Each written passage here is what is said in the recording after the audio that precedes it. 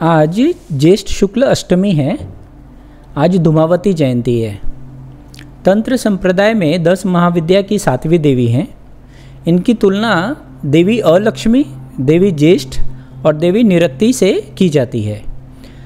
10 महाविद्या क्या है? पुराणों में वर्णित है कि एक बार देवी पार्वती को अपने मायके जाना था, क्योंकि उनके पिता एक यज्ञ कर रहे थे।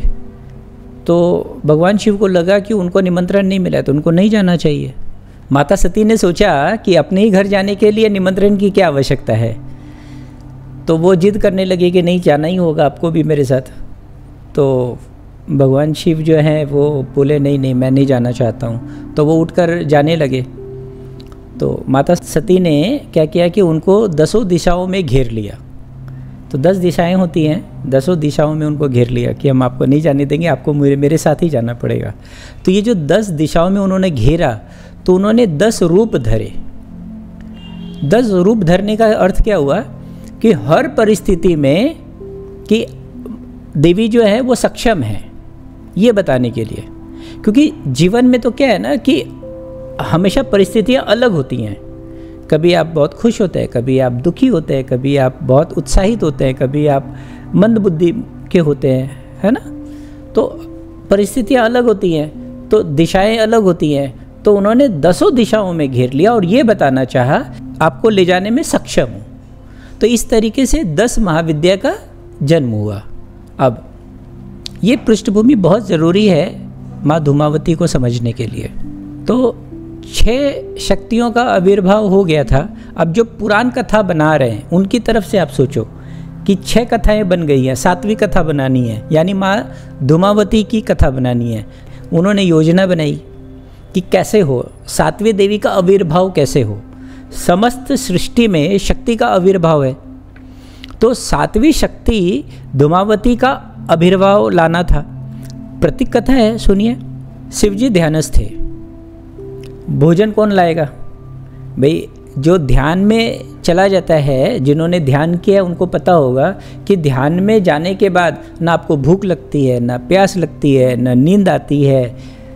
हाँ, लेकिन माँ पार्वती तो संसारिक जीवन जी रही थी, उनके साथ रह रही थी। उनको तो भूख लग रही है, उनको प्यास लग रही है, उनको सारी सुविधा भी चाहिए।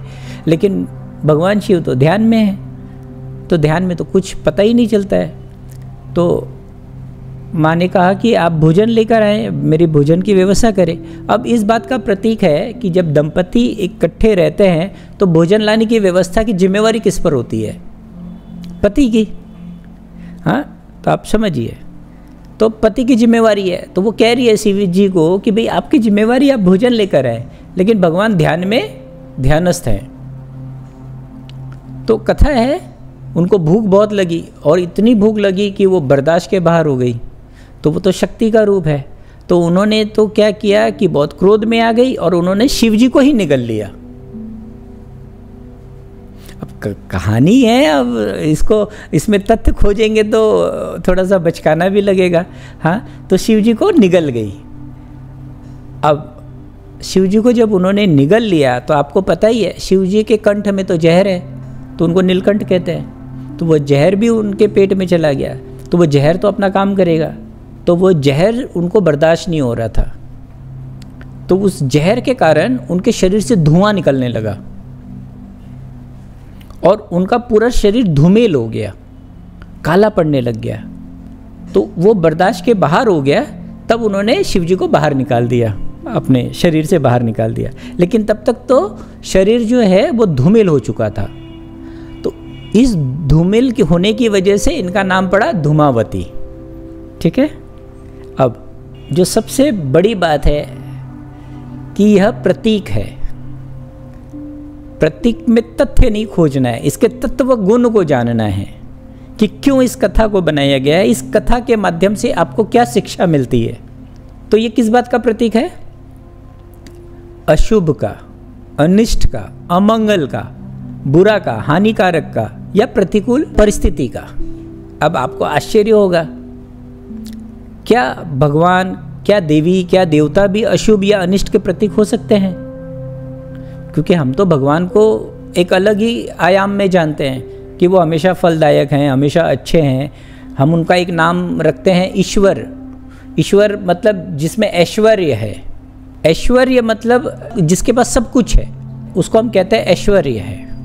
अब आप दूसरे ढंग से अपने जीवन में इसको मिलाने की कोशिश करिए। क्या जीवन में सब कुछ अच्छा अच्छा होता है हमेशा? सब कुछ हमेशा शुभ शुभ होता है? नहीं ना। आपका जीवन हुआ है तो मृत्यु भी घटेगा, तो जीवन को तो हम शुभ कहते हैं, मृत्यु को तो अशुभ कहते हैं। हाँ, आप जब स्वस्थ हैं तो आप उत्साहित हैं, लेकिन आप बीमार तो पड़ेंगे। तो जीवन तो विरोधाभास का नाम है। जीवन दिन और रात का नाम है, सुख और दुख का नाम है। जीवन में तो सिर्फ एक ही बात नहीं होती है, जीवन में तो सब होता है। ये कितनी बड़ी बात है, ये अगर समझ में आ जाए तो जीवन अच्छा हो जाएगा कि नहीं? क्योंकि हम तो अच्छे से अच्छे को पकड़ कर रखते हैं, बुरा को नहीं पकड़ते हैं। हम खुशी को पकड़ना चाहते हैं, दुखी को नहीं पकड़ना चाहते। हम हमेशा सुखी रहना चाहते हैं। पर जीवन में तो ऐसा नहीं है कि आप हमेशा सुख पाएंगे, दुख भी आएगा ही। खासकर जब आप सुख की कामना करेंगे तब तो दुख जरूर आएगा। अब शिव जी हैं, शिव जी तो मृत्यु के देवता हैं, लेकिन हम इनको परम कल्याणकारी कहते हैं। यमराज तो सिर्फ उनके अनुचारण करने वाले हैं, पर असली मृत्यु के देवता कौन है? शिव हैं। अब देखो, जितने भी शमशान घाट होते हैं सब जगह शिव जी की मंदिर होती है। शिव जी का मंदिर होने का अभिप्राय यही है कि मृत्यु के देवता शिव हैं। हमारे जो वेद हैं, हमारे जो पुराण हैं, हमारी जो सभ्यता और संस्कृति है, उसने समग्र जीवन को देखा है। इसीलिए यहाँ पे इतने सारे देवी देवता पैदा हो गए। थोड़ा कॉम्प्लिकेटेड लगता है, थोड़ा जंगल जैसा लगता है, लेकिन अगर आप ठीक से देखेंगे तो ये बड़े काम की बात है। कुछ लोग कहते हैं ना कि भगवान तो एक है। अरे वो तो ठीक ही है, भगवान एक है, लेकिन उसके स्वरूप तो अलग है। जैसे जीवन है, जीवन तो एक है, लेकिन इस जीवन के तो स्वरूप अनेक हैं। इसी जीवन में तो आप सुख भी होते हैं, इसी जीवन में आप दुखी भी होते हैं, इसी जीवन में तो आप नया जीवन पाते हैं, इसी जीवन में आप जीवन खोते हैं। हाँ, तो जीवन तो एक है, तो ब्रह्म तो एक ही है, परम सत्ता तो एक ही है, लेकिन उसकी अभिव्यक्ति तो अनेक है। इसीलिए हमारी सभ्यता, हमारी संस्कृति में अनेक देवी देवताएं हैं। तो ये जो देवी हैं, ये अनिष्ट के देवी हैं, अशुभ के देवी हैं, और लक्ष्मी के साथ इनको जोड़ा गया है। अब लक्ष्मी है तो अलक्ष्मी भी होगी, विद्या है तो अविद्या भी होगी, दिन है तो रात भी है, जीवन है तो मृत्यु भी है। ये कितनी बड़ी समझ है। अगर ये समझ आ जाए तो इस प्रतीक का काम पूरा हुआ। ये प्रतीक बनाया गया है ये समझाने के लिए आपको। तो इनके प्रतीक को देखने के लिए इनका चित्रण देखिए। ये वृद्ध हैं, माने बुढ़ी हैं, तो हम सब क्या बुढ़े नहीं होंगे? हम जवान हैं, युवा हैं, खूबसूरत हैं, तो एक दिन तो बुढ़े भी होंगे। अब बुढ़े होंगे तो थोड़ी खूबसूरती भी बहुत कम हो जाएगी हमारी। ये विधवा हैं, तो अगर दंपति जीवन आप जी रहे हैं, 99% तो लोग शादी करते हैं, दंपति जीवन ही जीते हैं। किसी ना किसी एक को तो मरना पड़ेगा पहले, तो दूसरा व्यक्ति तो विधवा होगा। तो ये विधवा का स्वरूप है। श्वेत वस्त्र धारण किए हुए है, यानी जीवन रंगीन नहीं रह गया है। तो जीवन में सादगी लानी ही पड़ती है जब ऐसी कुछ बात होती है, तो सामान्य बात है ये। केश खुले हुए हैं, ये किस बात का प्रतीक है? कि भाई आपको सवचना संवरना नहीं है। जब आप दुखी होते हैं तो सजते संवरते हैं क्या? नहीं ना। तो अब आप जरा सोचो कि आप मान लो बहुत लो फील कर रहे हो, बहुत दुखी हो, डिप्रेशन में हो, अवसाद में हो, तो उस समय अगर आप ऐसे देवी, ऐसे देवता के पास जा रहे हैं, जैसे मान लो कृष्ण है, वो बांसुरी बजा रहे हैं, और आप दुखी, चिंतित, व्यथित हैं, तो आपको कृष्ण भाएंगे क्या उस समय? नहीं ना। तो इन सब बातों को लेकर इनका प्रतीक बनाया गया है। इनका वाहन कौन है? कौवा है। कौवा किस बात का प्रतीक है? अशुभ का प्रतीक है। लेकिन सबसे महत्वपूर्ण प्रतीक इसमें क्या है? यह हाथ में क्या लिए हुए हैं? सूप। सूप मतलब समझ रहे? Winnowing basket. हाँ, मतलब सूप किस काम में लेते हैं? अनाज को भूसे से अलग करने के लिए, गंदगी को धूल से हटाने के लिए।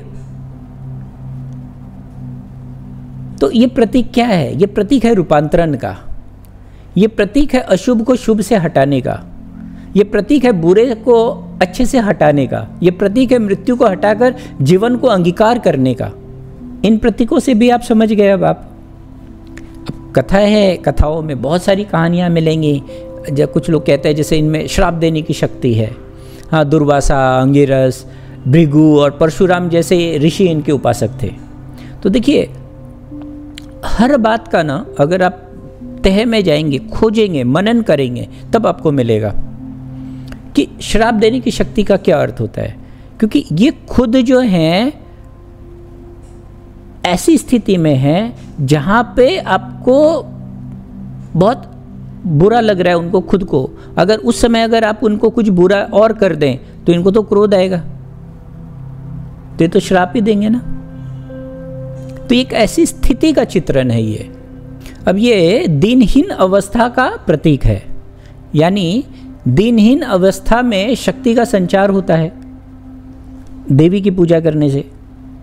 तो इसलिए अगर आप दीनहीन अवस्था में हैं तो इस देवी के पास जा सकते हैं, ये बताने की कोशिश की जाती है। हाँ, अच्छा, कुछ वर्जित हैं जैसे सुहागन महिला या पुरुष, इनकी पूजा नहीं करते, नहीं करनी चाहिए, ज़रूरत भी नहीं है। वैसे भी इनके बहुत कम मंदिर हैं, इक्का दुक्का ही है। जैसे मध्य प्रदेश में एक पीताम्बरा पीठ है, ज्वाला देवी का मंदिर है, कामाख्या देवी के प्रांगण में उनका एक मंदिर है। तो ये सब बातें ना प्रतीक से जुड़ी हुई हैं। इनको अगर आप समझेंगे तो आपकी समझ जो है प्रगाढ़ होगी और समझ पाएंगे अपने जीवन को भी और इस देवी को भी और इस प्रतीक को भी और इस पुराण को भी। अब इनका लाभ क्या है, क्यों बनाया गया है, ये तो प्रतीक की बात हुई।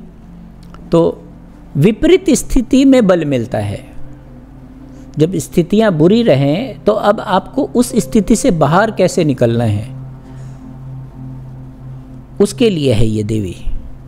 बहुत सारे लोग जैसे ये तो 10 महाविद्या की देवी हैं, तो तंत्र साधक जो हैं वो इनकी पूजा ज़्यादा करते हैं।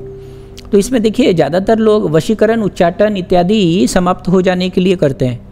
तो देखिए, ये जो वशीकरण है और उच्चाटन जैसी चीज़ें हैं, ये आप पर प्रभावित कब होती हैं? जब आप कमज़ोर होते हैं। तो आप खुद अगर कमज़ोर नहीं हैं, जैसे मेरे पास लोग आते हैं कहते हैं कि हमें इनसे कैसे बचना है, तो मैं उनको सिर्फ एक ही बात कहता हूँ, आप ध्यान करो। आप जब ध्यान करोगे तो आपका ऑरा इतना बढ़ जाएगा कि इस तरीके की जो काली विद्या है वो आप पर प्रभावी नहीं करेगी। लोग सस्ते उपाय ढूंढते हैं कि वो ताबीज़ ले लिए, हाँ, शॉर्टकट चाहिए लोगों को, हाँ, पर वो शॉर्टकट काम नहीं करता है। एक तरीके से वो काम इतना ही करेगा कि आपने मान रखा है कि अब आपको नहीं होगा, तो ये जो आपका मानना है वो जरूर काम करेगा कि अब मैंने ताबीज पहन लिया तो अब मेरे ऊपर कोई बुरी शक्ति काम नहीं करेगी। ये आपका मानना काम कर रहा है, लेकिन उस ताबीज का कोई काम नहीं है। लेकिन अगर आप ध्यान करते हैं तो बड़े ही प्राकृतिक ढंग से आप अपने आप को बचाते हैं। आजकल तो इंस्ट्रूमेंटल साइंस आ गया है, उसने भी प्रूव कर दिया है। आप ऑरा आप चेक कर सकते हैं। जब आप ध्यान करके उठते हैं तो आपका ऑरा कितना बड़ा हो जाता है। तो आपका ऑरा जब बहुत बड़ा हो जाएगा और सघन हो जाएगा तो उसमें जो काली शक्तियां वो तो इंटर ही नहीं कर पाएंगी, उसमें प्रवेश ही नहीं कर पाएंगे। तो ध्यान करना चाहिए। अगर ध्यान करेंगे तो आपको किसी से डरने की ज़रूरत नहीं है। सामान्य लाभ तो ये हुए। धार्मिक लाभ, इस प्रतीक से जीवन का वर्तुल का पता चलता है, जीवन चक्र को समझ में आता है। जैसे जीवन है, मृत्यु, ये तो मृत्यु को बता रही हैं, ये विधवा है तो मृत्यु तो अटल सत्य है भाई। तो जीवन है तो मृत्यु होगी, शुभ है तो अशुभ होगा, कुछ अच्छा हो रहा है तो जीवन में बुरा भी होगा, ये समझना है और उसमें परिवर्तन लाना है। अशुभ को शुभ में, मृत्यु को जीवन में, हाँ, बुरे को अच्छे में, ये परिवर्तन लाना है आपको। इसी के लिए जाते हैं ना आप माँ के पास, उनसे शक्ति मांगने। इतनी सी बात है, आपको एक खूंटी मिल जाती है, एक सहारा मिल जाता है। आध्यात्मिक लाभ इसके हैं कि आप अशुभ और शुभ दोनों से ऊपर उठ जाएं, दोनों को समझ लें, अच्छा और बुरा। आप समझ लें कि अगर आप अच्छा चाहते हैं तो बुरा उसके साथ आएगा ही, तो अच्छा और बुरा दोनों से परे हो जाएं।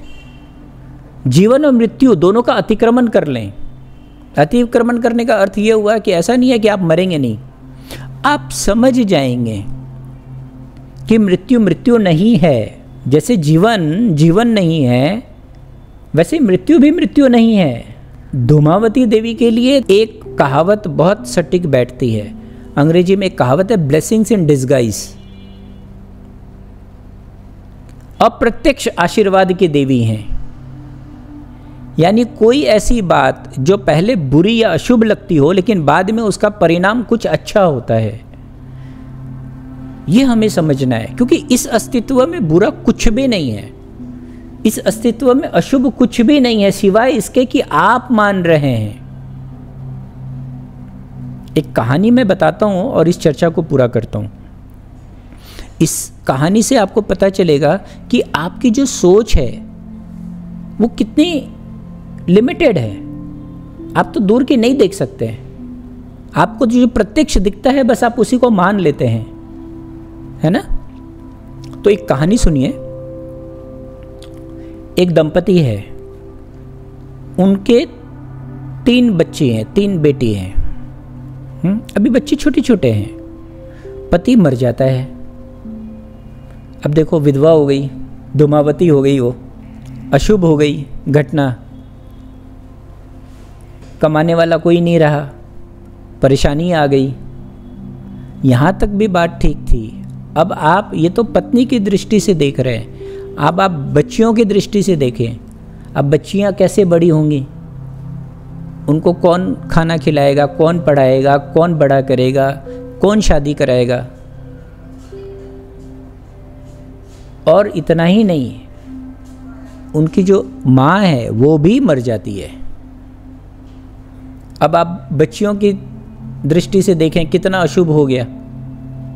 हाँ, तो यमराज जी प्राण लेने के लिए जब गए तो ये सारा नज़ारा देख के वो बेचारे बहुत दुखी हो गए कि अब इन बच्चियों का क्या होगा। तो यमराज जी ने उनके प्राण लिए नहीं। प्राण लेके जाना होता है ना, यम लोग गए नहीं। तो ये ऐसा पहली बार हुआ कि वो भाव में विभोर हो गए और उन्होंने प्राण नहीं लिया। तो ब्रह्मा जी को पता चला, पूरी सृष्टि डगमगा गई ना भी, क्योंकि ये सृष्टि का नियम है। सृष्टि का नियम अगर आप नहीं पालन होगा तो ब्रह्मा जी को पता चला। तो ब्रह्मा जी ने यमदेव को बुलाया, आपने ऐसा क्यों किया। तो उन्होंने पूरी बात बताई। बोले देखो, तुमने जो देखा वो प्रत्यक्ष बात है, अच्छा और बुरा कुछ नहीं होता। उन्होंने ज्ञान दिया। अभी जो हमने इतनी बातें कही वो सारा ज्ञान उनको दिया कि आपकी देखने की क्षमता ही नहीं है कि क्या अच्छा है क्या बुरा है। तो मैं तुमको श्राप देता हूँ, जाओ तुम पृथ्वी पर रहो और तुमको अपनी बेवकूफ़ी पे, अपनी मूर्खता पे अगर 3 बार जब हंसी आएगी तब तुम्हारा मोक्ष होगा, तुम वापस यमलोक आओगे। तो ब्रह्मा जी ने उनको श्राप दे दिया। यमदेव जी पृथ्वी पर आ गए। तो वो जंगल में जा रहे थे, तो रास्ते में देखा कि एक चमार जूते बना रहा है। तो वो वहीं बैठ गए। तो बोला क्या कर रहे हो। बोला मैं तो चमार हूँ, जूते बना रहा हूँ। बोला मुझे कुछ खाना पीना दो, मुझे मेरी कुछ मदद करो, रहने की व्यवस्था करो। तो वो सोच ही रहा था कि मुझे कोई फ्री में सर्वेंट मिल जाए, हाँ, काम करने के लिए मुफ्त में कोई आदमी मिल जाए। तो बोला कि तुमको सिर्फ खाना पीना दूंगा मैं और कुछ नहीं दूंगा, कोई पैसे नहीं दूंगा। बोला हाँ राजी हूँ मैं, ठीक है। तो वो उसके साथ घर चले गए शाम को। तो रास्ते में समझाते गए, देखो मेरी जो बीवी है ना वो बहुत झगड़ालू है, हाँ, वो तुमको देखेगी तो भड़क जाएगी, क्योंकि हम ही लोग बड़े मुश्किल से खाते पीते हैं, तुमको एक आदमी को और ले गए, घर भी छोटा है, तो वो ज़रूर गुस्सा करेगी। तो बोले ठीक है मैं चुप रहूँगा। तो जब शाम को घर पहुँचे तो वही हुआ, बीवी बहुत गुस्सा हुई और जो तर्क दिया वो तर्क ये था कि हमारा घर इतना छोटा है, वहाँ तक तो ठीक है, लेकिन हम खाने में क्या देंगे और हमारी कमाई कितनी है जो एक नए आदमी को ले आए तुम। तो उनको हंसी आ गई कि वो पहचान नहीं पा रही है, क्योंकि मैं तो बहुत भला कर सकता हूँ इन लोगों का अगर मैं साथ में रहूँगा तो, क्योंकि मैं तो यम हूँ, मैं तो देव हूँ, मेरे पास तो अपार शक्तियाँ हैं। तो उनको हंसी आ गई कि देखो ये पहचान नहीं पा रही है, ये देख नहीं पा रही है, तो अपनी मूर्खता पे हंसी आई एक तरीके से। तो ये पहली हंसी थी उनकी। जो भी है रखा गया, तो वो तो यमदेव हैं, अच्छे जूते बनाने लगे, खूब पैसे आने लगे, खूब बड़ा घर हो गया इनका। राजा महाराजा जो है इनसे जूते बनवाने लगे। तो एक बार राजा के जब जूते बन के जाते थे तो राजा बड़ा प्रसन्न होता। तो राजा ने एक बाहर से चमड़ा मंगाया और संदेश भिजवाया कि इसके अच्छे जूते बनाओ, और वो अपने नौकर से बनवाना, क्योंकि वो जूते बहुत अच्छे बनाता है। लेकिन यमदेव ने तो इस बार देख लिया कि इसका भविष्य क्या है। राजा तो मरने वाला है कल, आज जूते बनाने की बात हो रही है। तो उस जंगल में ये रिवाज था कि जब मरते थे लोग तो चप्पल पहन के उनको विदा किया जाता था, जूते नहीं। तो उसने क्या किया यमदेव ने कि जूते की जगह चप्पल बना दिया। तो जो चमार था वो देखा कि अरे जूते की जगह चप्पल बना रहा है ये, वो बहुत गुस्सा हुआ। हाँ, उसको एक थप्पड़ भी लगा दिया कि मेरा राजा तो मेरा जान खा जाएगा कि तुमने जूते की जगह चप्पल क्यों बनाया। चप्पल तो मरने के बाद बनाते हैं, लेकिन यम ने तो देख लिया था। तो उसको फिर हंसी आ गई कि बोलो देखो इसको कहाँ समझ है, इसको कहाँ दिख रहा है। तो ये दूसरी हंसी थी। तो हम देख नहीं पाते हैं, हम तो वही देखते हैं ना जो सामने दिखता है, भविष्य तो दिखता नहीं है कि कुछ अशुभ के बाद शुभ भी हो सकता है, इसकी तो कल्पना हम नहीं कर पाते हैं। तो ये दूसरी हंसी थी। लेकिन तब तक राजा का सेवक आया और उसने बोला कि कहीं तुमने जूते तो नहीं बना दिए। तो बोला क्यों, क्या हुआ। बोला राजा मर गए, तो आप जूते नहीं बनाने, चप्पल बनाने। बोला तुम्हारा चप्पल रेडी है, ले जाओ। ठीक है। तो यमदेव को हंसी आई थी। दूसरा, अब थोड़े दिनों के बाद 3 राजकुमारी आई, तो उनको भी जूती बनवानी थी। यमदेव ने पहचान लिया कि अरे ये तो वही तीनों छोटी बच्चियां हैं। तो बोला कि आप लोग राजकुमारी कैसे हुई। बोला कि उनके साथ एक वृद्ध महिला थी। बोला कि आपको लगता है कि इनका अतीत पता है। तो बोला कि ये तो क्या है कि मेरे पड़ोसी थी, इनकी माता पिता कोई नहीं थे, मर गए थे, तो मैंने इनको गोद ले लिया। अब वो तो क्या है बहुत पैसे वाली थी, पड़ोसी जो भी थी। तो उन्होंने अच्छे से इनका पालन पोषण किया, पढ़ाया लिखाया, बड़ा किया और राजकुमारों से विवाह किया। तो ये तीसरी बार फिर हंसी आई कि देखो मैंने ही देख लिया होता कि ये तो अच्छा ही हुआ ना, वरना वो बेचारी गरीब औरत कैसे तो इनको पढ़ा लिखा लेती, जिला लेती। तो कहानी के माध्यम से आप समझिए कि हम जो हैं जीवन को देखने में सक्षम नहीं हैं। जीवन में क्या होने वाला है हमें खुद को नहीं पता है। जीवन अज्ञात से भरा है।